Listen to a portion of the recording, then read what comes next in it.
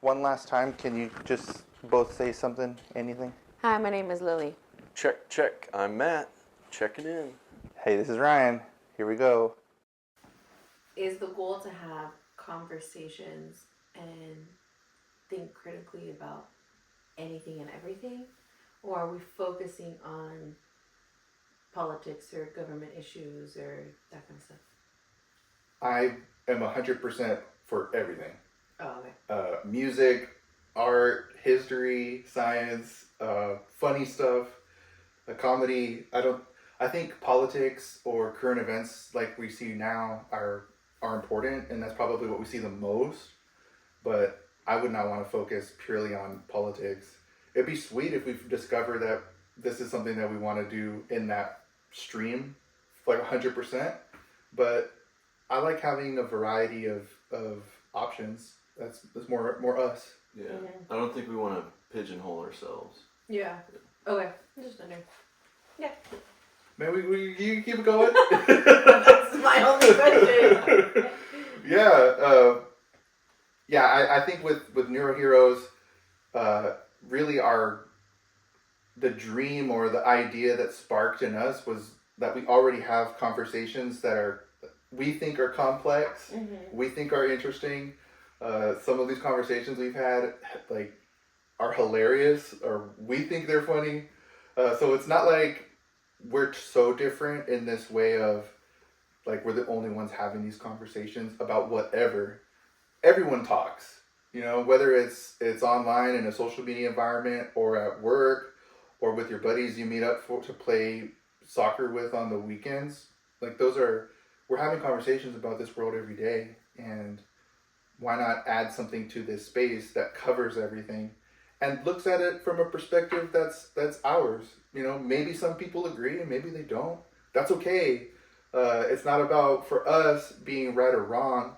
It's about trying to understand a complex world that is sometimes so complex that it may scare us at times or make us feel intimidated. Yeah. I don't know if you guys feel that way, but for me, I see information or news as these giant summits, these huge mountains, and I don't want to turn away from them, because the more I understand this world, the more comfortable I feel in it.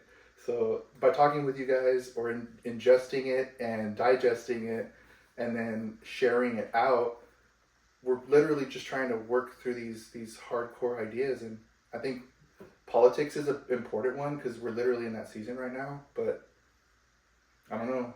What do you think? Yeah, I think, like I said, we don't want to pigeonhole ourselves, and there's so many different things to talk about, and we each bring our own unique perspective to it. And so I think there's value in coming together and being able to share those ideas and maybe not come to a single conclusion, but at least challenge ourselves to not get stuck in our ways of thinking and be able to understand each other's perspectives and understand what created those perspectives and where they're coming from. Yeah, that's part of the critical thinking part, that's asking us to be a little more aware about what we think and why we think it, and how we learn something new to either change, challenge it, or keep it and let it grow. Yeah. I think the neat thing is that we each have our own opinions on current events or whatever is going on in our lives, and it's in a time where it's been really difficult for people to sit down and have conversations when they have opposing views. I think this is really important because I already know, right? There's some things that we don't necessarily agree on, but it's okay. We've been able to have those conversations. Sometimes, most of the time, they're not easy to have. Yeah. Not sometimes, most of the time, they're not easy to have. Mm-hmm. But I think they're important. A lot of people, and I learned this in therapy, or my therapist told me, especially in this political climate, there's a lot of married couples that are clashing, and a lot of people are getting divorced because of it. And it's really hard to have have those conversations with your partner. We've had really tough conversations, but it really is about understanding somebody else's perspective and each of us have our own beliefs. We were all raised in particular ways, and a lot of what we believe may come from the way that we were raised or things that we saw, things that we experienced. So our opinions are not going to be the same, and that doesn't make any of us like necessarily wrong or right. Where we might feel we're wrong or right. It also doesn't make us bad people, right? Yeah. Like we all still love each other, and we're able to have a marriage and friendships, and yeah, I think it's a really interesting time. But I'm glad you brought that up though too, how like the dynamics that we share, because like yeah, we're married, like bro, you're my bro. Like the other day, Ryan was like, "Is this what it's like to have a bestie?" I'm like, if you feel like he's your best friend, yeah, like, 100%, 100%. And like, why wouldn't I want to have these conversations with somebody that, like, I'll take a bullet for both of you guys, but maybe I'll step in for Lily first. But if I can stretch my toe out and protect you, I got you, bro.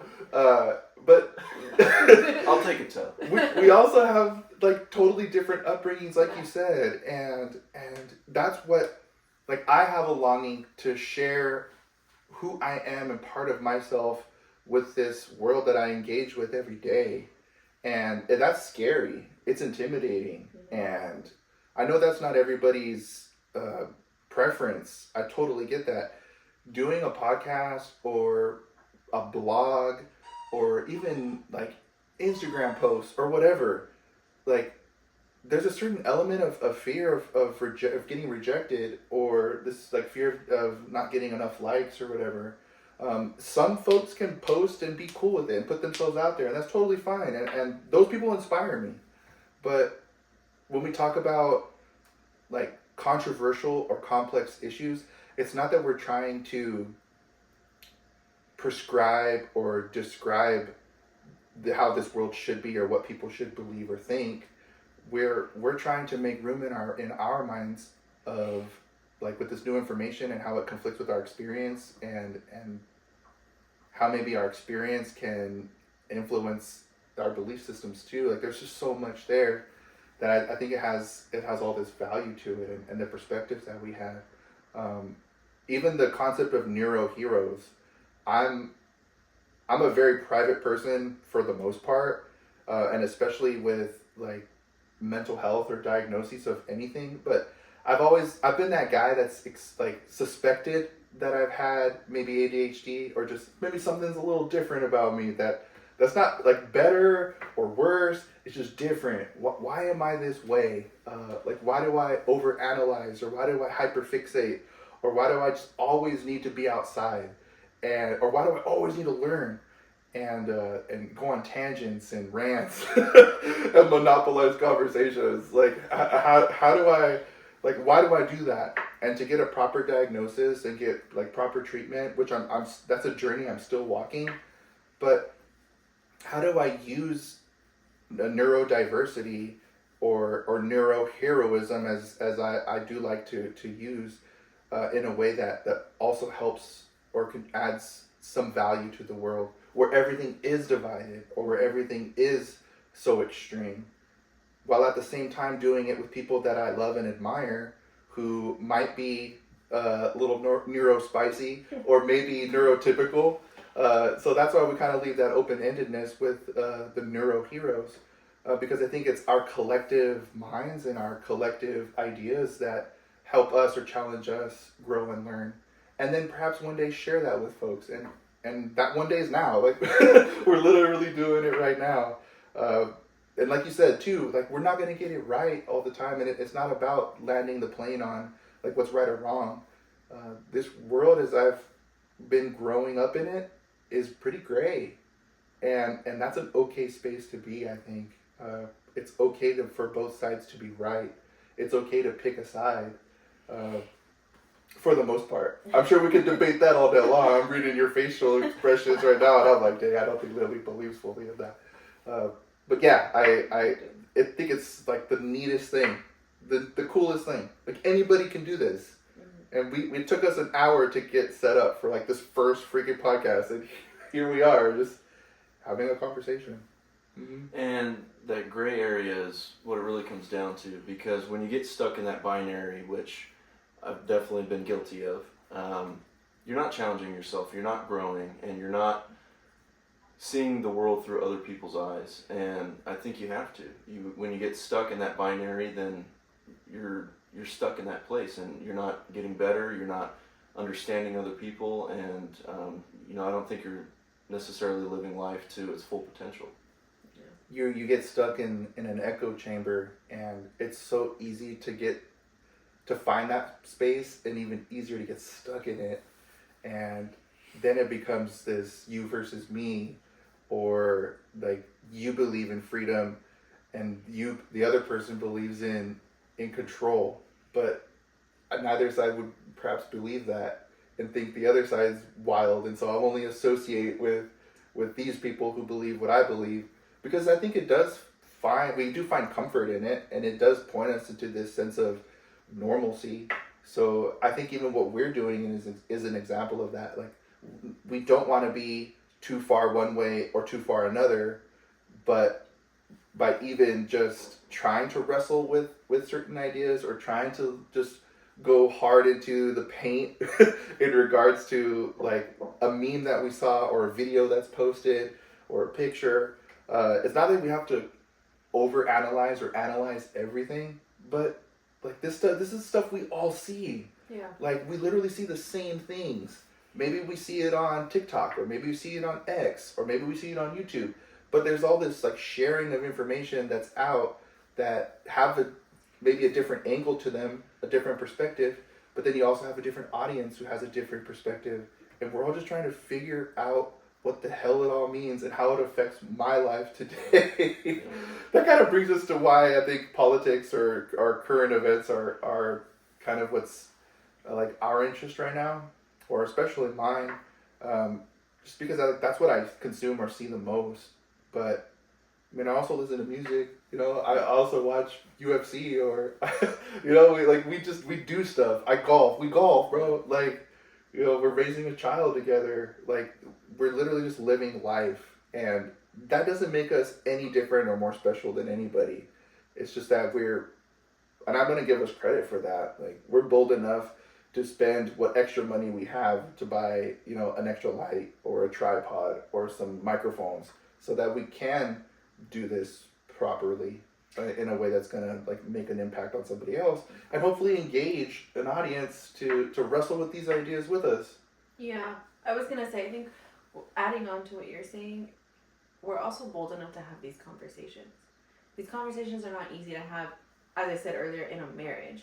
So with friendships too, like, I know very few people that really talk about these things with their close friends. Partially because they're so controversial, right? Like, nobody wants to get in an argument with their best friend or with whoever. Yeah. Even with family members, like, we've experienced that too. Yep. They're very, very difficult conversations to have. But you talked about earlier, like, part of having these conversations is like your mind also growing, and you growing and expanding and seeing somebody else's perspective. Like, when we are just looking at things from our own lens, we are closed-minded, and that's not good for relationships. That's not good for really anybody in this world. Like, we all are experiencing something different. You talked about, like, you and I can see the same video and we're gonna interpret it completely differently. 100%. And we have. Yeah. And he's like, "Did you see this?" And I'm like, "Dude, really? What about this?" And he's like, "That's not the point." I'm like, "No, like." So, like, and we saw the exact same damn video. Mm-hmm. So it's just like, how do we have these conversations? I guess hopefully we transmit that, like, being able to have these conversations, and it's okay to be on opposite ends, as long as we're not disrespecting each other and that kind of stuff. But and I understand that some people are probably gonna say, like, this is a moral thing, or I've heard so many things, but at the end of the day, we're all people, and we all want what's best for ourselves, for our families, for our country. Like, that's really all it is. Right. So how do we have these conversations, and instead of belittling each other, offending each other, like, why not sit down and have these hard conversations and fucking figure it out? Yeah. Because clearly the government can't figure it out for us, right? Like, they're fucking calling each other names, and you're like, what the hell? Like, you're supposed to be our role models, or like teaching us to, we voted you in so that you could fucking do something about this, because we here can't. But at the same time, we can. Like, we can start by having these conversations within our friendships and marriage and families, and hopefully in our community. If we can't do that with each other here, then how could I ever have a conversation with somebody that doesn't agree with me, or I don't agree with, and do it civilly? Mm-hmm. You know, like, you're my wife and I want to be married to you forever. And, No, just kidding. and like, bro, like, we're locked in, man. Like, I can't see my life without you in it. And we agree on a lot of things, which is really great. But I know that there was a time when we didn't, or we wouldn't have if we had these conversations in the past. Mm-hmm. And that past experience or past knowledge that we have, like, we bring that into us today. So maybe our perspective's more complete than it was before. And we're not afraid to challenge each other either. Like, because not that I'm going to be afraid to not challenge you because I don't want to lose your friendship. Like, that idea's off the table. Right. I know I can talk to you about this stuff, and we can figure it out. And all of those, like, those two dynamics really helps me, like, strive to have more patience with someone that I might engage with that doesn't believe the same thing I do. And to be fair as well, like, I feel like I engage more with people online, mm-hmm. or on X than maybe I do in real life, because, like, in my job, it's not like I'm talking about all of these things, because I have a job to do. You know, when I'm clocked in, I'm clocked in. I'm not like I'm talking to complete strangers about this stuff either. So in reality, the people that we're really engaging with the most are the folks that we're closest with. And not everybody that you're very close with believes the same thing you do. Like, that's just real. Mm-hmm. And not that everybody has to grow and be deep and expose your true beliefs and all this stuff to be good friends. You want to keep it superficial? Go for it. You want to make it just about playing tennis or just one thing? Go for it. Like, have fun with that. I'm not here to tell people how to do this the right way. There is no right way. The best way you could possibly have a conversation or learn or grow is to sit in that environment, sit in that moment with somebody, and genuinely have a conversation where your goal is to learn something, not necessarily to prove that you're right or win a debate. Like, maybe you'll get more clicks that way, I guess, but is that contributing or adding value to another person's life who's viewing that, or is it just purely entertainment? You know, like, I'm not a professor, and I'm not a freaking, I'm You could be. I do want to bust out a whiteboard and break some things down for people, for sure. We'll have to go get there. Bust it out. But I think, like, to do this here is helpful, and to genuinely ask for that engagement, not the views, whatever, that's going to come. People will talk shit or sing our praises. Fine, like, that will come. But if that's all it is, like, I don't want that. I want genuine engagement, and I'd love to model that for people, because it's so important, and I don't know that there's enough modeling of that today. And so if I imagine what this is going up against, I love it and I enjoy it, so I'm here. But I still have this doubt in my head that, like, man, is this, will people engage with it still, you know? And I'm okay with 1 listener. I'm okay with 5 listeners. If we're blessed with 5 million listeners, come on, like, we'll take what we can get. Because 1, it's a passion, and 2, it's to help other people, invite other people to engage in this too, so that we can make ourselves a bit stronger. I think it has to be about that passion, because if you go into it just for the engagement and just for the views, then what's the real intent behind it? And it's just a show. It's just a show. There's no authenticity to it. And gosh, authenticity is more important now in our world than I think it maybe has ever been, especially the way that the culture has gone lately, and the distrust in mainstream media and things like that. So, I mean, that's why podcasts are so popular now, because there's more authenticity to it, and it's not just reading a script. It's you get to find out who the person really is, and even if you don't agree with them, they're a person, and that's what it comes down to. You get to know the person, and building these relationships and talking to one another is what we're here on this earth to do and to grow together. Isn't it amazing how simply humanizing another person might open your heart and your mind to what they have to say? Oh, 100%. Isn't that so mind-blowing? I've had to put in so many scenarios. Yeah, like when Now you I'm truly, empathizing with her. You you know truly what I get to mean? know somebody's story, and that's something that's used as tactics to get people to change their mind or to reinforce their minds. It's also there's probably great like people that are expert level at doing that aren't even aware that they're expert level. It's just a natural thing for them. But yeah, one thing about me too is I lose my train of thought, which I'm also really happy having you two because ADHD. yeah, y'all keep me in, keep me locked in. I got lost thinking about an example of how you helped me humanize you more by sharing your story about your mom and her immigration. And I have and had beliefs on immigration that sometimes challenge us and put us at opposite ends of each other. But because I'm hearing your story, yes, I want to get to know it. So there's like this desire to just listen, no matter what you say. Yeah. But then you talk about a subject that I have an opinion about, and I'm over here trying to make room in my head, as far as like, dang, like this is more real than just you're born here or you're not born here, tough cookies. Mm-hmm. You know what I mean? It's way deeper than that, and we don't have to get into it. That's not the goal for today. But as an example, that's something that we've had to humanize, and I hope that where I'm coming from hasn't been this place of hate or divisiveness. So when you see me and try to hear my perspective, that you're also trying to make space in your head or your heart for where that all fits in, because you love me, but you don't have to agree with me, and you don't even have to. I know. You don't have to listen. You don't have to listen to me either. Like all of those things, you still don't have to do. Like you're an independent person, but when we do make those attempts, there's such a huge reward on the other side of it. But that takes work and it takes time, and I don't know that people have a lot of that time and energy to do this kind of stuff.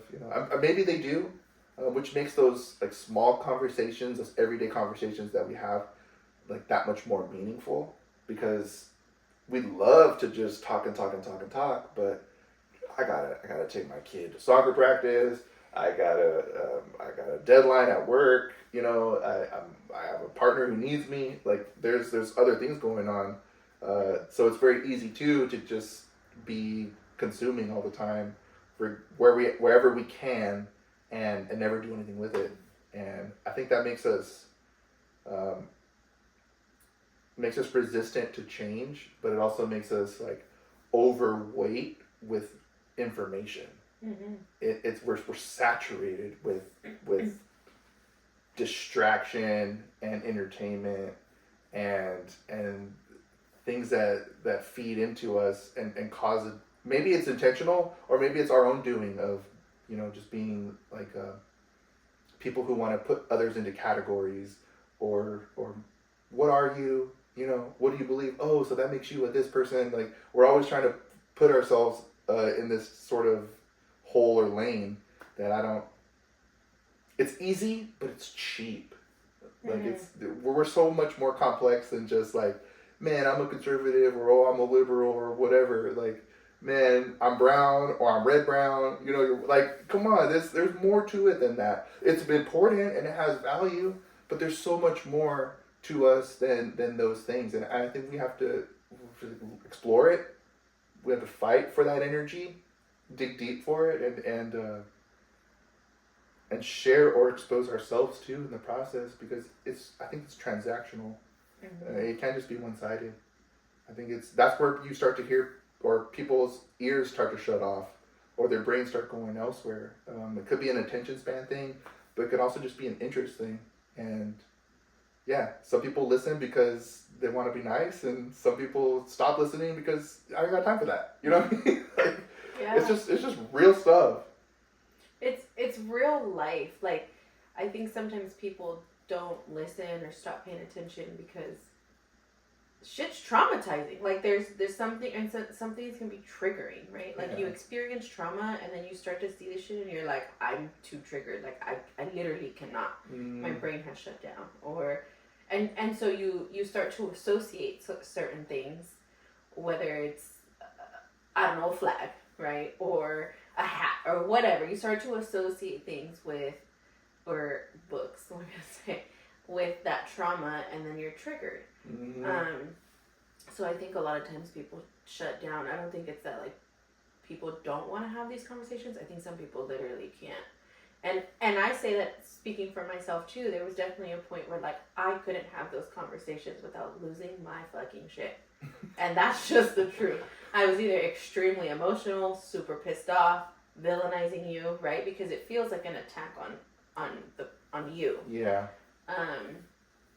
And that's hard to get through. So unless you're willing to put in the work to work through that, because if you would have asked me early 2019, Lily, would you marry somebody that voted for Donald Trump? I'd say absolutely the fuck not. Yeah. That was like my one thing.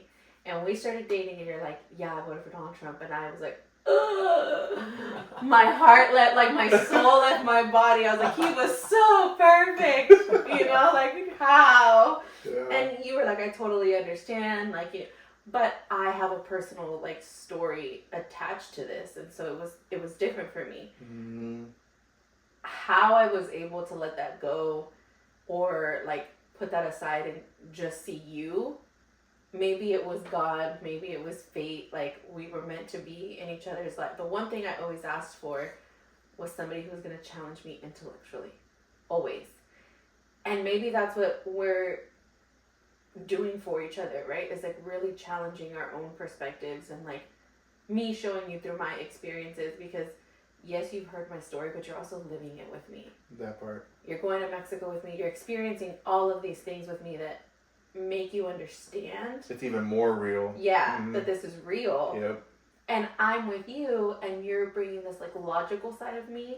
And I've always kind of been a very like put my heart aside and think logically.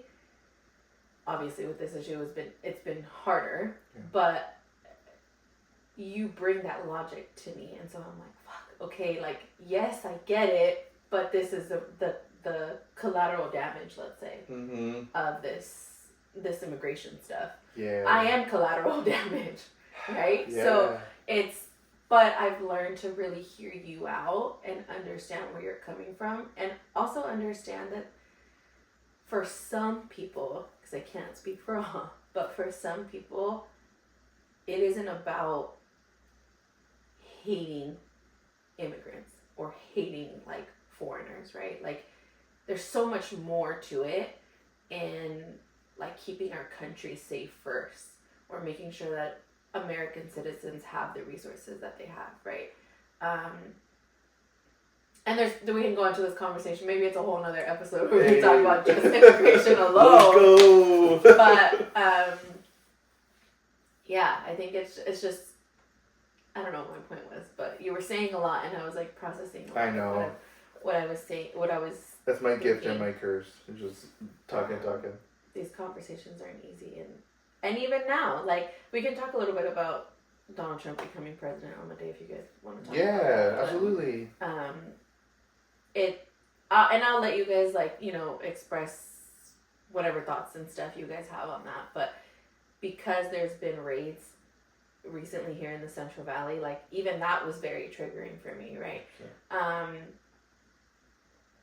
So maybe even that conversation might be a lot, but I think that they're important conversations to have. Like you guys get to hear, and granted my mom was not deported in a raid like that. I can't imagine how that would be.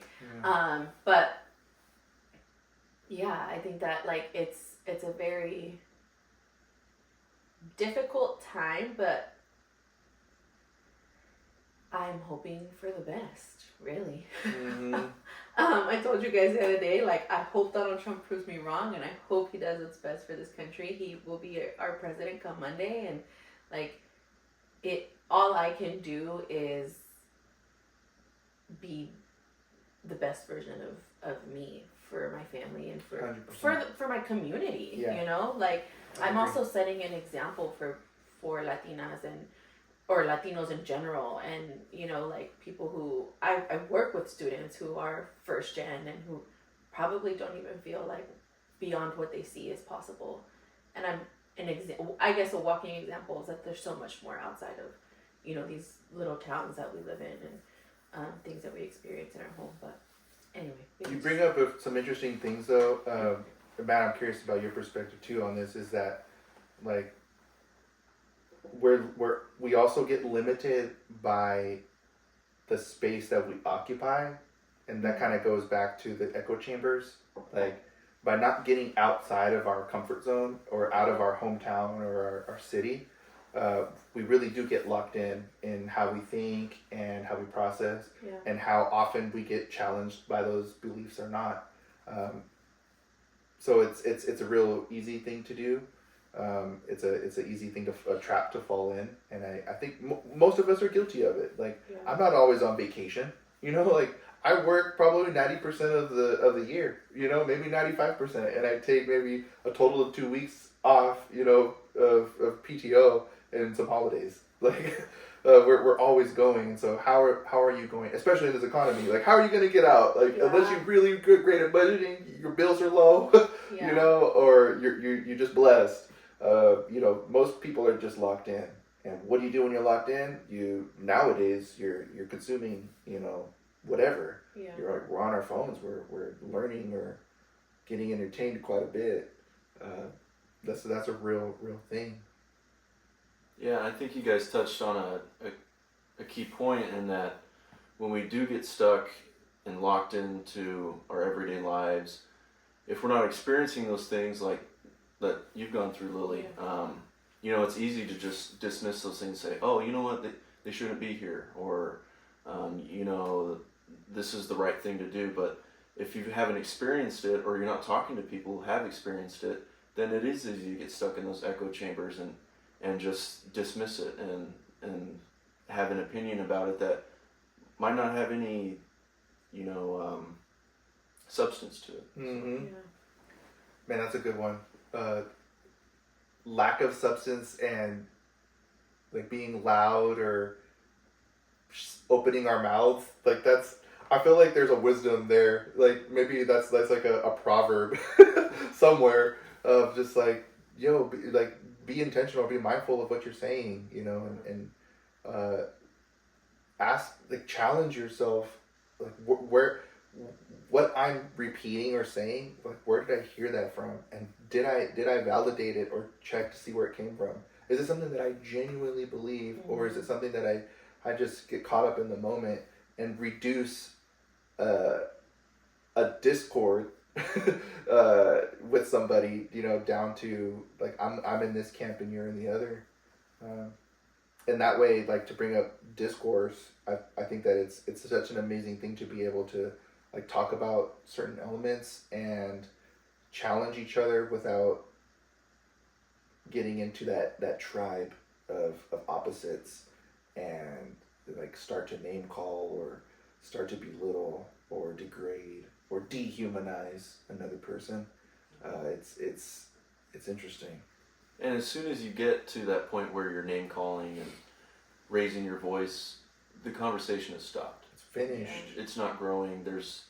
You're not coming to a new perspective or understanding a new perspective. It becomes discord instead of discourse. Yeah.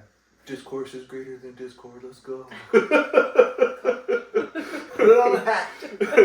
Let's do it. Yeah, so I'm not going to avoid the conversation. I feel like we could have gone and given examples of so many things, but I think we're also just trying to respect that, like, people don't know us. And here we are talking about a few things which are personal, which is fine. That's what we're trying to do is work and wrestle with this stuff. But I'm not going to avoid, you know, talking about my hope for the future, you know, come Monday. A lot of our just like with any change of presidency, like history is being made. You know, it's not just being made on the January 20th, 2025. Any different than it's been in other inaugural years. I think for me personally, I am exhausted from the election cycle of the last 2 years, maybe 3 years. And, you know, it's ramped up so much.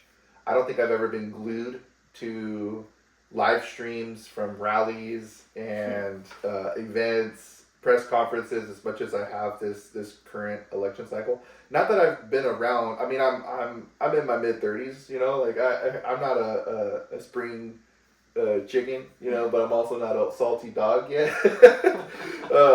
So I've seen a few presidents already, like that I've been able to vote and participate in, you know, in elections for. But this one, I'm just tired.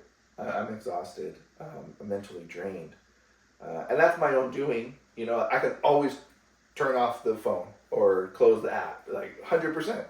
But this is something that I felt like was so important, regardless, and I wanted to know as much and all of what I could possibly learn from both sides and all the issues. I'm not an expert by any means. I'm not even novice. You know, I'm amateur. You know, I'm curious, and I'm trying to wrestle those things. But for the Donald Trump be taking over, taking his presidency back, or you know, his second term, you know, however we want to put it. At the same time of me being exhausted, I'm hopeful. And I would like to say that I would be hopeful regardless of who my president was on January 20th, because this is our, at the end of the day, this is still like my country, right? This is still a place that I can claim out of anywhere in this world. Like this is my flag, you know. this is my space, you know. Like this is mine. And as you said earlier, like the government, like it got its own issues, you know, like how could they possibly solve mine? So for me, I'm more empowered and energized for what I can do for myself and what I can do for others, with whatever gifts or blessings that I have or ideas that I have. Like I'm still thinking how I can make this work, because even though I love my country, I know at the same time my country thinks that its shit don't stink. But it do. like truth be told, you know, like we're not perfect, you know. We're not exceptional. We're one of the greatest, sure, you know. We're one of the big guns, you know, sure. But you know, we turn a corner, we visit another city, and we're like, man, this place is shitty. This place sucks. It's dirty. It smells. You know, it's like, dang, how can in America that we believe so much in one side of our mouth, out of the other side of our mouth, you know, talk shit or say something about another city or another state? Like, this is all America, you know, and we can talk about the history, how we got here, all that stuff. Like this, I'm excited to look at that and challenge those beliefs too. But I'm excited for what I can contribute and what I can offer. I'm not trying to step over or on anybody. I see marginalized people or ostracized people just as much as I see the rich and the powerful.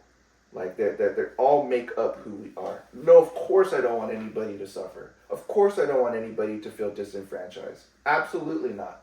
But how can I, in my life today, add value to the world around me that can make space or try to make space for those that are different than me and want the best for them, while still also maintaining this tension of like, okay, but what do we need to focus on right now as a country? In my armchair president perspective, you know what I mean? Like, I'm not the man in the hot seat. You know, what are my opinions as far as, you know, how I think this country should go, and take that with a grain of salt as well. That's where that empowerment or that energy really does come from. I think like doing this podcast and doing it with you guys, like that's energizing to me. Do I hope that Donald Trump like keeps those campaign promises? Absolutely. Am I gonna like curse him out or use foul? I mean, like, if I wanted to, sure, that's my right, right? I can do that.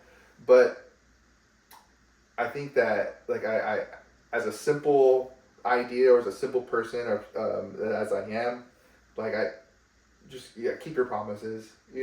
Try. I know that like there will be votes that come that are going to be split that are going to be way more is at stake than maybe we're led to believe. We're not always in the mix. We could never be.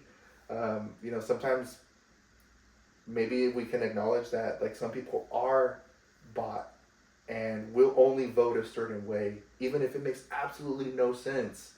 And but maybe they'll never admit that either because they would say perhaps that they're voting in the best interest of their constituents. So somebody's benefiting somewhere.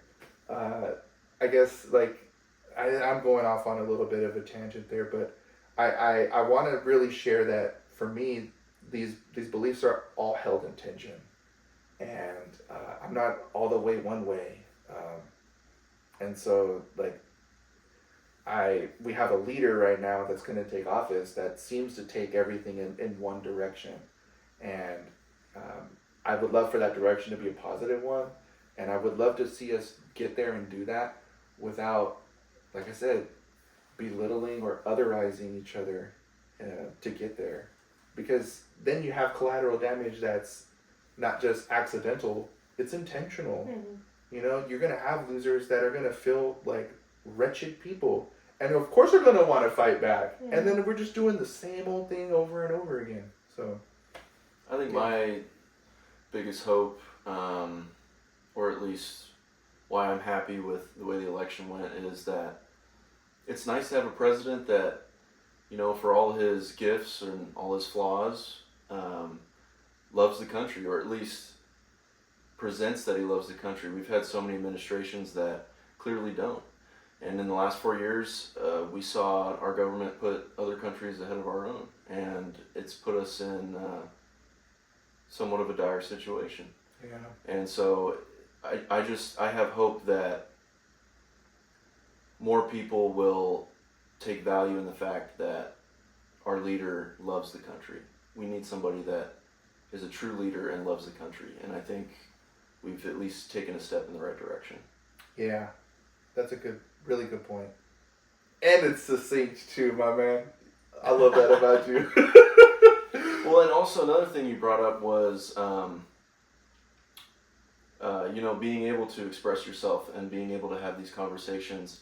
There's a lot of countries where you can't do that, and we have that guaranteed in our Constitution, and that's the most important thing you can have, because as soon as they tell you what to think, then they control you, whoever they is. Right, I was thinking about that too. Who is they? Or they are, whatever the correct grammatical Who are phrase they? is. Yeah. Who is they? Who are they? Yeah, absolutely. As you were saying that too, I was thinking, gosh, like, even within our social media platforms, if you don't allow free speech in those spaces, and they're not perfect either.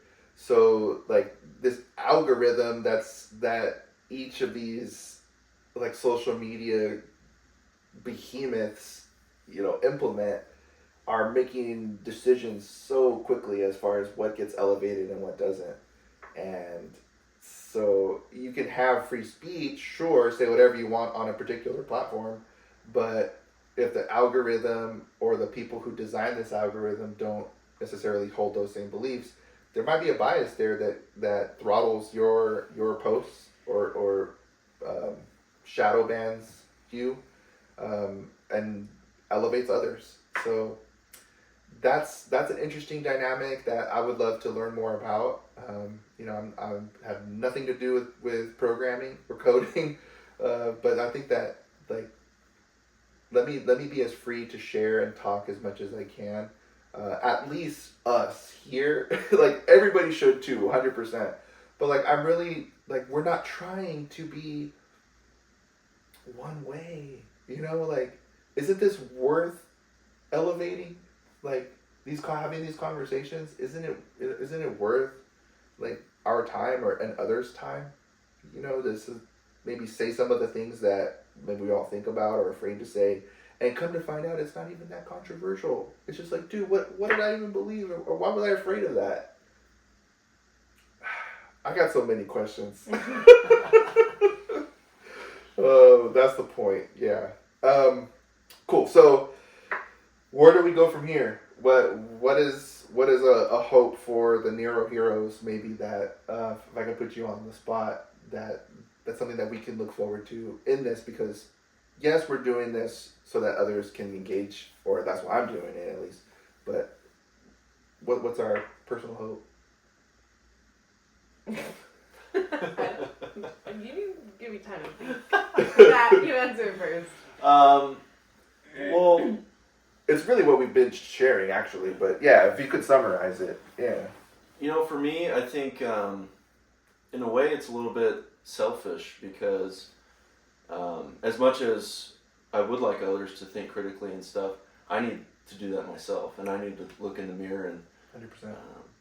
looking at the man in me. And you know, these conversations challenge me. Talking to both of you guys challenge me, hearing your perspectives, and you know, not just going with my first gut reaction, but taking a step back and looking at the world through a wider lens and being able to understand why people think the way they do challenges me to grow and be a better person myself. So at least for me, it's a little bit selfish, I think. There ain't nothing wrong with that. Yeah, I think I could probably echo what you just said, Matt, because I have always been the type of person that enjoys having these deep conversations. It's probably another reason why Ryan and I connect, because he loves to talk really deeply too. Man, I'd love to just talk about the weather, but it's hard. Yeah, like let's be real. Let's have these conversations. Like I've always craved that from, you know, intimate relationships and friendships, and I always have been really deep in that way. And so partially it is selfish because I am excited to have those type of deep conversations and just be honest about where we stand or what we think or what we believe. It's also healing, I think, in a lot of ways. As triggering as some of these conversations are, they're also healing at the same time. And so I'm excited for that. But I'm also like hopeful that we model this type of discussion to whoever's watching or listening.